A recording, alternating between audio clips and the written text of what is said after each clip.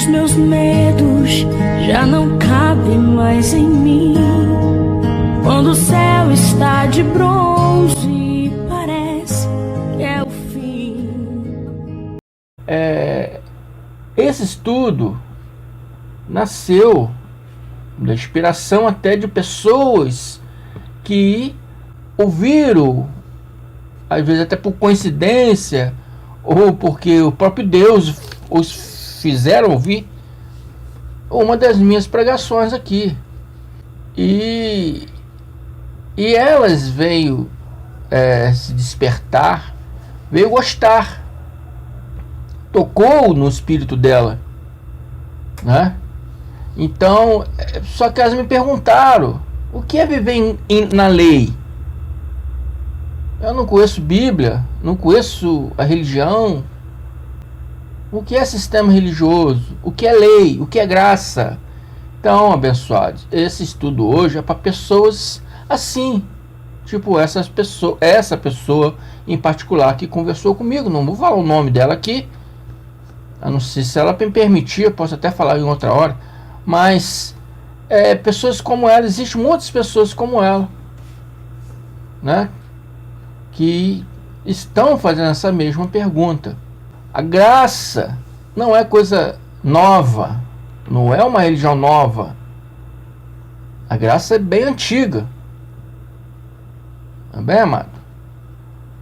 Só que hoje ela está com mais força, porque hoje temos as internet, as redes sociais, que ajudam muito a nós que somos pregadores da graça a passar esses conhecimentos para as pessoas que precisam conhecer a graça, que precisam vir para a graça. Então muitas pessoas dessa, não só evangélico, católico, mas espíritas, pessoas que são chamadas de ateu, né, que não tem crença nenhuma, também está sendo impactuada com essas pregações. Aleluia, Deus, por isso, né? Glorificado é o nome do Senhor. Então, esse estudo é para isso, para pessoas tipo essas, que mesmo não conhecendo Bíblia, não conhecendo nada, não conhecendo religião, mas foram chamadas para a graça de Deus. Amém? Esse é o tema de hoje. E quando falamos na lei, nos referimos à lei de Moisés, a lei de mandamento de sacrifícios religiosos. São toda a lei de Moisés, o judaísmo farisaico, com suas filhas católica, protestante, batista, pentecostais, neopentecostal. Todas essas que saíram, a Igreja Católica foi criada em cima do judaísmo, com a crença em Cristo. A Igreja Protestante, por Martinho Lutero e vários outros, Calvino, foram nascidos da Igreja Católica.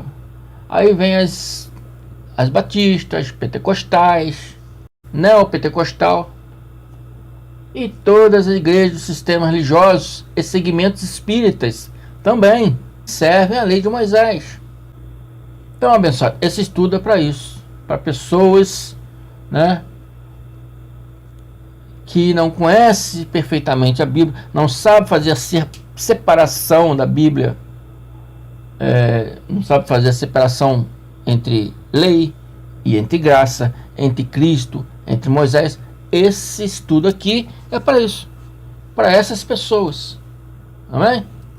O objetivo desse estudo é remover de vossas vidas, de vossas mentes, essas doutrinas que vocês receberam, muitos desde criança, e estabelecer o segundo, referindo-se ao segundo pacto, o Evangelho de Cristo, que desde os 70 para cá passou a vigorar, passou a ter validade legal, mas infelizmente as igrejas que foram nascendo, as chamadas igrejas que foram nascendo, católica em diante, elas se basearam na crença de Paulo, Tiago, João, que acreditavam em Cristo, é lógico, porque eles andaram com Jesus, então acreditavam em Jesus, mas ao mesmo tempo praticava os rituais da lei. Então houve uma mistura aí entre a lei e a graça. E todos os sistemas religiosos hoje vivem essa mistura. O objetivo desse estudo é tirar essa mistura, tirar esse fermento, para não levedar mais. Amém? Atos 13:37 diz: mas aquele a quem Deus ressuscitou, quem? Jesus, nenhuma corrupção viu. 38. Seja-vos, pois, notório, varões e irmãos, que por este quem? Jesus, se vos anuncia a remissão de pecado. O evangelho da graça é o evangelho da reconciliação. O evangelho verdadeiro do Cristo é o evangelho da reconciliação. Não é de Mateus, não é de Marcos, não é de Lucas, não é de João. É de Cristo, Jesus. 39 diz: e de tudo que pela lei de Moisés não pudesse ser justificado, mas por ele, Jesus, é justificado todo aquele que crê. Nota-se que aqui se trata de dois pactos diferentes. Um que nos redime do pecado e justifica, e outro que jamais poderá perdoar, justificar, redimir ninguém. Mas pela graça, nenhuma condenação há. Na graça, você não tem débito nenhum com Deus. Hebreus 10:1 diz: porque, tendo ali a soma dos bens futuros, e não a imagem exata, real das coisas, nunca pelos mesmos sacrifícios que continuamente se oferece a cada ano, nunca pode aperfeiçoar o que a ele se chega. Logicamente que essa palavra está querendo referir lá, né? Lá naquele tempo de Paulo, aos judeus que praticavam lei, né? Alguns judeus estavam se convertendo para a graça pregada por Paulo, mas estavam querendo misturar, porque tinha outros pregadores da lei, que corrompia. Então ele está dizendo para esse povo. Mas não é diferente de hoje. Hoje também, sistema religioso também faz os mesmos sacrifícios todo ano, a cada ano faz os mesmos sacrifícios. Entra ano, sai ano, tem batismo, tem santa ceia, tem jejum e etc, etc. Significa que os sacrifícios que eram feitos a Deus no passado, todos os anos, os mesmos sacrifícios que hoje são feitos no sistema religioso, jamais aperfeiçoará ninguém, jamais vai aperfeiçoar ninguém. Hebreus 10:8. E como acima diz, sacrifícios e ofertas e holocaustos e orações pelo pecado não quiseste, nem te agradaram. Isso aqui é uma citação de Davi a Deus, e Paulo usou essa citação nos dias dele.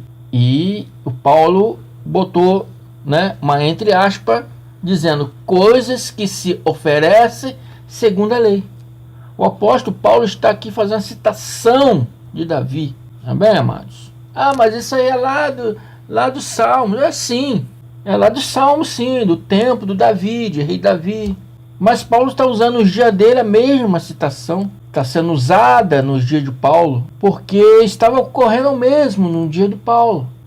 Paulo introduziu isso no dia dele. Como assim Davi pedia a Deus para tirar os sacrifícios, para que a obediência se estabelecesse na vida dos hebreus, Paulo faz a mesma referência. Então Davi continua assim, Paulo, né, fazendo a citação de Davi, em Hebreus 9:10 ele diz: então diz, eis aqui venho para fazer, ó Deus, a tua vontade. Tira o primeiro para estabelecer o segundo. Que primeiro se refere ao primeiro pacto de sacrifício, orações religiosas, rudimentos, tradições, jejum, Páscoa judaica, ou hoje chamada de Santa Ceia, batismo, ofertas pelo pecado, e etc.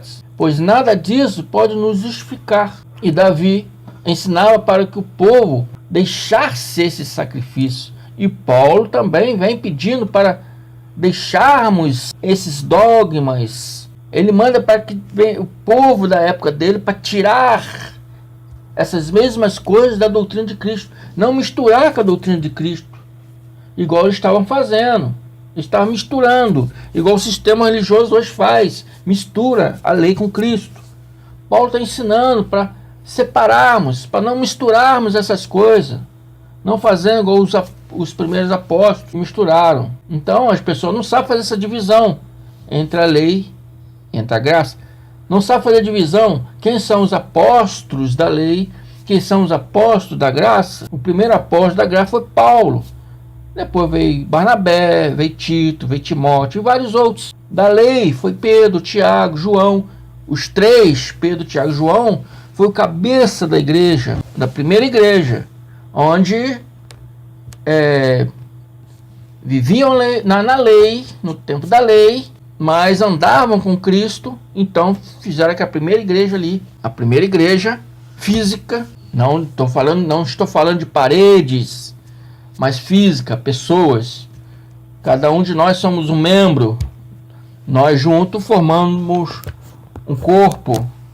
E esse corpo é chamado igreja. Eles fizeram essa primeira igreja. E depois Paulo veio com a graça e trouxe a igreja de Cristo, que é a graça. E Paulo diz aqui no Hebreus 6: por isso, deixando os rudimentos da doutrina de Cristo. Deixando os rudimentos da doutrina de Cristo. A doutrina de Cristo tem rudimento? Não. Deixando os rudimentos da doutrina. É diferente. Não está dizendo que tem rudimento da doutrina de Cristo. Está falando para deixar os rudimentos da doutrina de Cristo. Ou seja, não misturar a lei com a doutrina de Cristo. Não misturar a lei com a graça. Não misturar a lei com a graça e prosseguir para o que é perfeito. E não lançar de novo a base de fundamento de arrependimentos e de obra morta na fé em Deus. Tirar as obras de Moisés do Evangelho de Cristo. Paulo prega isso no ano 65 depois de Cristo, num tempo onde havia a transição da lei de Moisés com o Evangelho do Cristo, dado a Paulo. Havia uma transição, havia uma mistura entre pacto ali. O pacto estavam ali junto, né? Até que o Espírito Santo, lá em Atos, nós lemos que separou Paulo e Barnabé para uma obra que os tenho, né? Quer dizer, para a graça. Pedro, Tiago foram para pregar para os judeus. E Paulo foi pregar para os gentios. Paulo exorta ao povo para tirar esse sacrifício que são da lei, para não misturar isso na graça de Cristo. É isso que Paulo está querendo dizer. No meio dessa transição, Paulo está dizendo: vocês são estrangeiros, chamado de goem no hebraico, são os gentios. Vocês não têm que praticar as obras judaicas. Então vocês não podem misturar isso nas obras judaicas. E como os outros apóstolos andaram com Cristo, Paulo também pregou para eles. Paulo muitas vezes discutiu com Pedro, com Tiago, entendeu? Por causa desse conhecimento. Paulo estava exortando para tirar esses rituais da graça de Deus, para que a obediência se estabelecesse na mente deles. Tinha que remover as obras mortas. Mas que obras mortas são essas? Então, em Hebreus 6, Hebreus 6:2, doutrina dos batismos. Existe 3 batismos no judaísmo, 3 batismos no cristianismo, né, evangélico, católico. Da imposição das mãos. Hoje já não é preciso mais a imposição de mão. Você não precisa de um pastor para te impor a mão. O poder de Deus vem do pastor. Então o pastor te faz imposição de mão. Não. Na graça não tem imposição de mão. Nenhum pregador da graça vai fazer imposição de mão, né, para te curar, igual é feito no sistema religioso. Deus só fala através do pastor. Deus, entendeu? Só ouve o pastor. A oração do pastor, quando ele bota a mão sobre mim. Amados, na graça não tem isso. E se algum pastor da graça faz isso, ele já ainda está fazendo coisa errada. Ele ainda não está na graça como a graça tem que ser. Então na graça não tem essa imposição de mão. Da ressurreição dos mortos. Os mortos não ressuscitam. Ressuscita. A carne vai para a sepultura e o espírito vai para Deus, se assim for. O que é carne, o que é espírito, é espírito. Mas Paulo está querendo dizer aqui, porque os gregos e muitos judeus estavam se envolvendo com isso, eles estavam criando uma doutrina de ressurreição. Então Paulo não queria que eles se envolvessem nessa doutrina de ressurreição. Estão me entendendo, abençoados? E do juízo eterno, o fim do mundo. Amados, eu fiz um estudo sobre isso. Um estudo de 30ª parte, né? Eu botei o título fim do mundo, fim de um pacto? Fim de um pacto.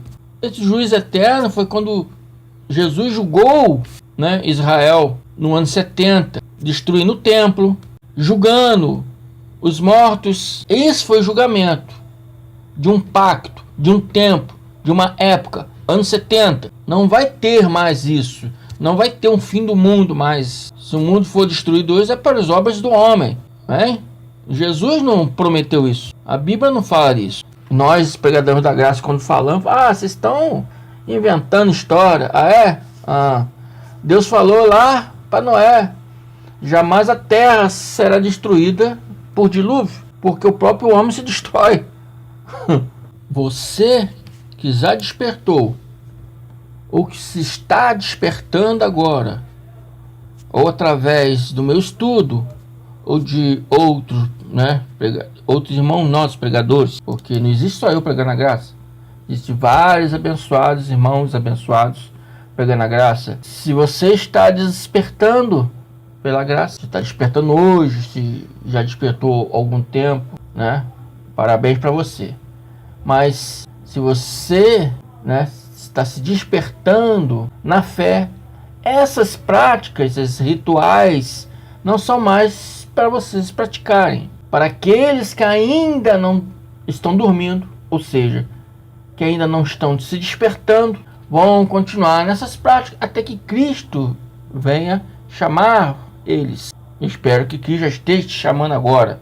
Por isso Paulo disse em Hebreus 6:3, e isso faremos se Deus permitir. Para você que já está despertando, já está sendo chamado, já não é mais permitido, porque daqui para frente você vai servi-lo em espírito e em verdade, porque é assim que nosso Deus busca adoradores que o busquem em espírito e verdade, não por obras, não por sacrifícios religiosos. Amém, amados?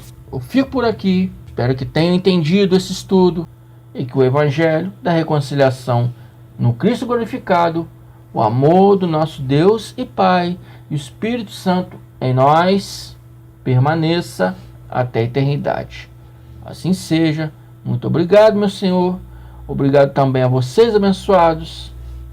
Até a próxima, abençoados. E a você que quer que eu te dê a saudação de graça e paz, deixe o seu nome, seu endereço, ou aí embaixo nos comentários do vídeo, ou então no nosso Facebook. Amém? E se quiser conversar pessoalmente comigo, deixe seus números do seu zap lá no Facebook, que é mais seguro, né? Que só eu terei acesso, e entrarei em contato. Bem, amados? Assim seja. Muito obrigado a participação de vocês. Até a próxima.